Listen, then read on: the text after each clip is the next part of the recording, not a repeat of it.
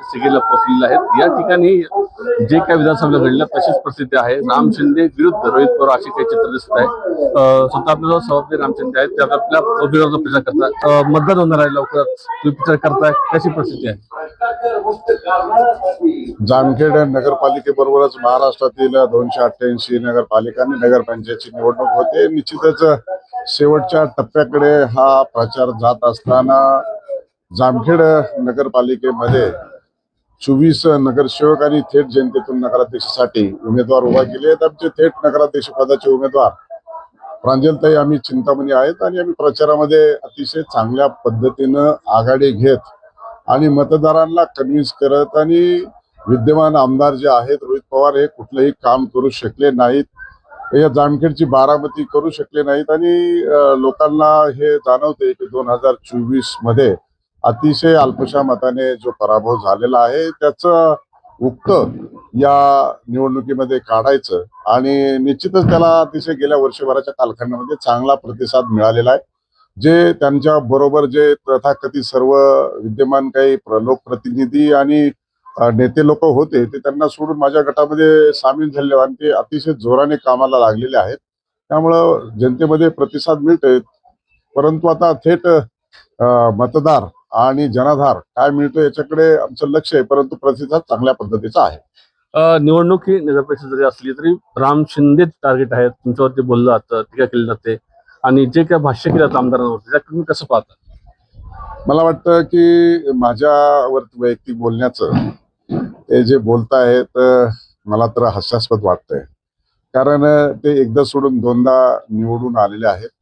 त्यांनी लोकाला दिलेल्या शब्दाचं काय झालं, कार्यकर्त्याला दिलेल्या शब्दाचं काय झालं, लोक आणि पदाधिकारी त्यांना सोडून का जात आहेत, बारामती जामखेडची बारामती करू म्हणले त्याचं काय झालं आणि अनेक स्वप्न दाखवणे, परंतु ते कुठलेही यशस्वी झाले नाहीत।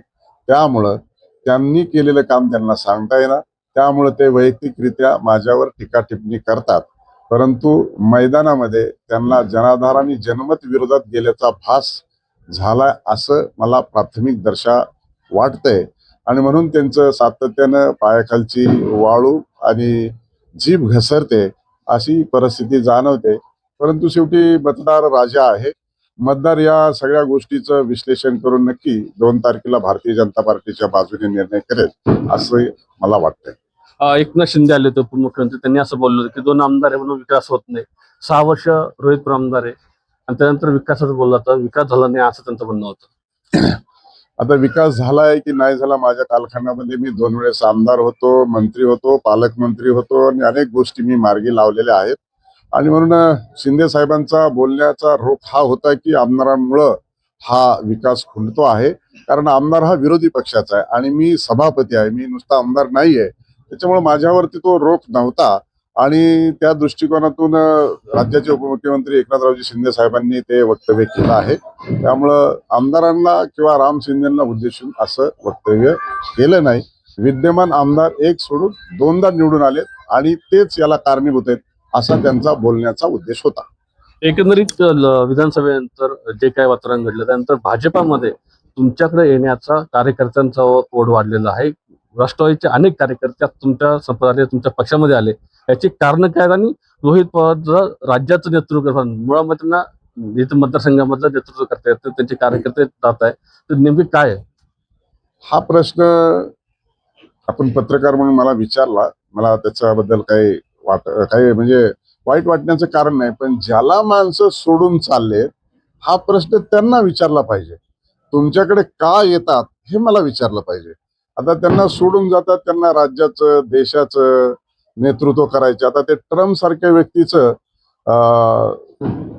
डुप्लिकेट कार्ड तयार करतात आणि गुन्हा दाखल होतो त्यांच्यावरती आणि त्याचं काहीतरी थातूर मातूर स्पष्टीकरण देतात। मला असं वाटतं की ज्याला माणसं सोडून जातात त्यांनी हे उत्तर निदान या निवडणुकीच्या कालखंडामध्ये तरी दिलं पाहिजे। दुसऱ्यावर आरोप आणि प्रत्यारोप आणि बेसुमार आणि बेसूट आरोप करण्यापेक्षा स्वतःच काय ते एकदा जनतेपुढे सांगितलं पाहिजे की का लोक आपल्याला सोडून चाललेत। कुणी आपल्या विरोधात उभं राहिलं की कुणाला म्हणायचं बी टीम आहे, कोणाला म्हणायचे पैसे घेऊन उभा राहिलेत आणि तुम्ही तुमच्या निवडणुकीमध्ये काय काळा बाजार करून निवडून आलेत हे आता माननीय उच्च न्यायालयात प्रलंबित आहे. त्याच्यात आपल्याला कळेल की नेमकं आपण काय करून काय निवडून आलेत. आणि म्हणूनसाठी आता त्यांना जनतेमध्ये जाऊन सांगायला काही राहिलं नाही आणि पुढे काय देतो म्हणून हातात सत्ता नाही. आणि त्यामुळं ही अशा पद्धतीची त्यांची कृत्य वैयक्तिक स्वरूपामध्ये टीका करून लक्ष वेगळीकडे वळवण्याचा प्रयत्न आहे. पण आता जनता एकदा दोनदा फसली आहे. आता या निवडणुकीमध्ये भारतीय जनता पार्टीला स्पष्ट आणि मोठं मताधिक्य देऊन थेट जनतेतून नगराध्यक्ष निवडून दिल्याशिवाय राहणार नाही. आहे ते राम शिंदे ते म्हणाले की हे जे आहेत रोहित पवार यांनी आत्मपरीक्षण करावं असा सल्ला राम शिंदे यांनी दिला आहे. रणजित रोहित साहेब कोणी न्यूज लोकमत राहिल्यानगर.